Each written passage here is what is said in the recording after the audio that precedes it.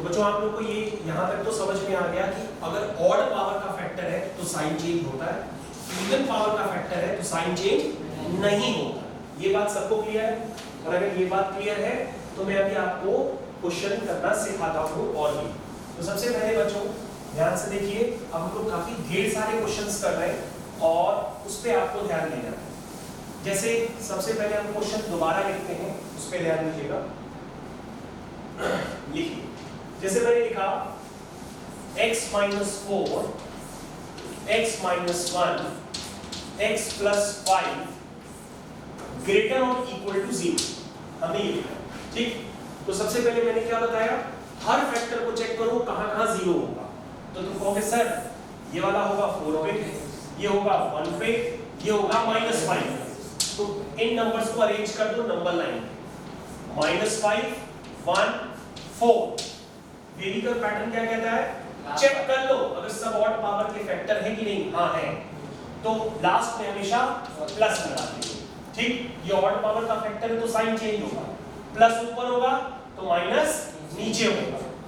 ठीक है, ये भी ऑड पावर का फैक्टर है, यहाँ माइनस है तो ऊपर प्लस आएगा, फिर यहाँ प्लस है तो यहाँ माइनस आएगा।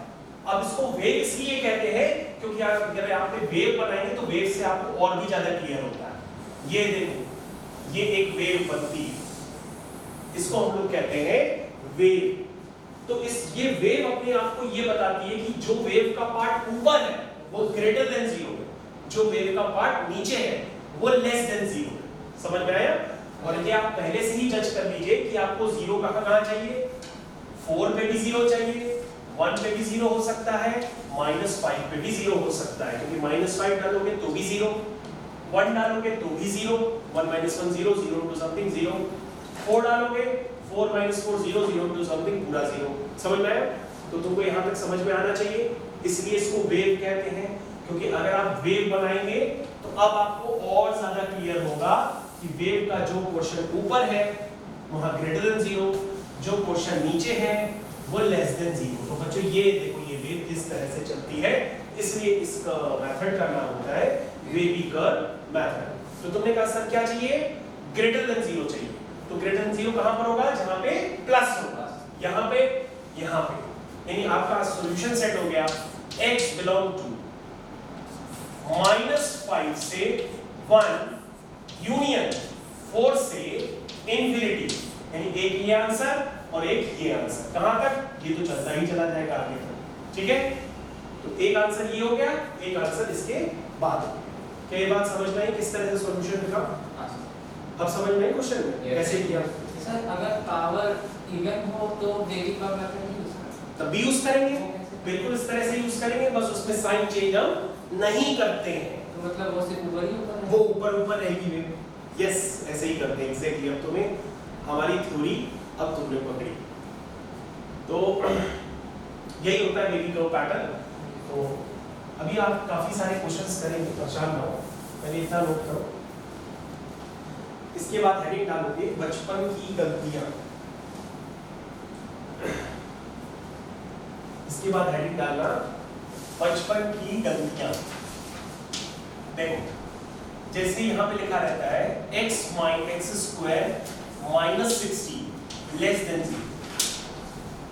तो बचपन में इसको क्या लिखते थे 10th क्लास तक, ऐसे लिखते थे x लेस देन 4। ये तो लिखते थे बचपन की गलती है, ऐसे लिखते थे इसको x लेस देन 4। फिर पीछे से हम लोग आंसर चेक करते थे, RS होगी तो RS अग्रवाल से, ML होगी तो ML अग्रवाल से, आंसर मैच करते थे। तो पीछे से आंसर मैच नहीं करता था, तो हमारे स्कूल के जो टीचर होते थे वो कहते थे अरे आपका आंसर सही है, पीछे गलत दिया। वो पीछे आंसर कभी भी सही था, लेकिन उस समय आपको इतना पढ़ाया नहीं गया, जिसकी वजह से आपका पीछे से आंसर मैच नहीं कर रहा था। तो ये x स्क्वायर -16 लेस देन 0। तो सबसे पहले अगर आप ध्यान से देखें तो इसको आपको सिंपलीफाई करना पड़ेगा।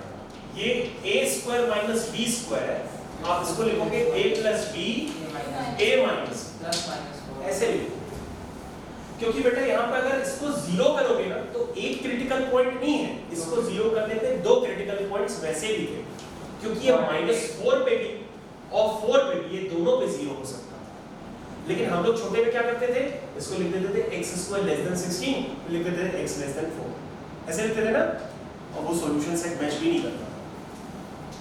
तो ये है आपकी बचपन की गलतियां, उसको आपने सही किया और सही करने के बाद आपने एक नंबर लाइन बनाई और चेक किया ये कहां पे 0 है, -4 पर, ये कहां पे 4 पर।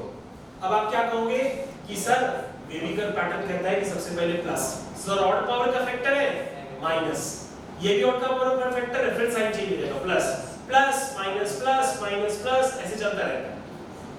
तो वे ऊपर से जहां माइनस वहां नीचे फिर ऊपर, तो आपको कौन सा रीजन चाहिए, लेस देन 0, तो आपका सॉल्यूशन सेट क्या हुआ, -4 से 4, ये तो हुआ सॉल्यूशन सेट।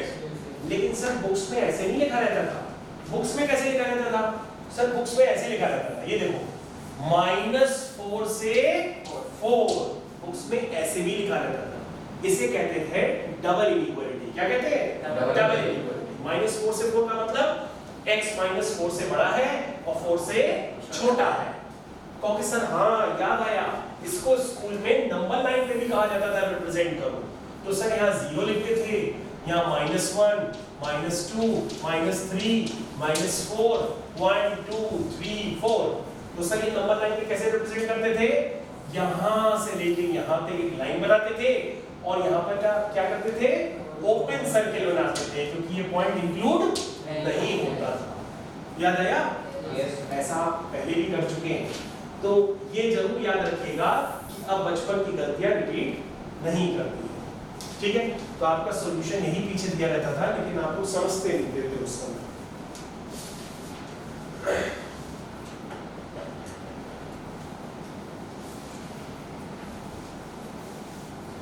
तो इतना नोट करिए, फिर और बताते हैं।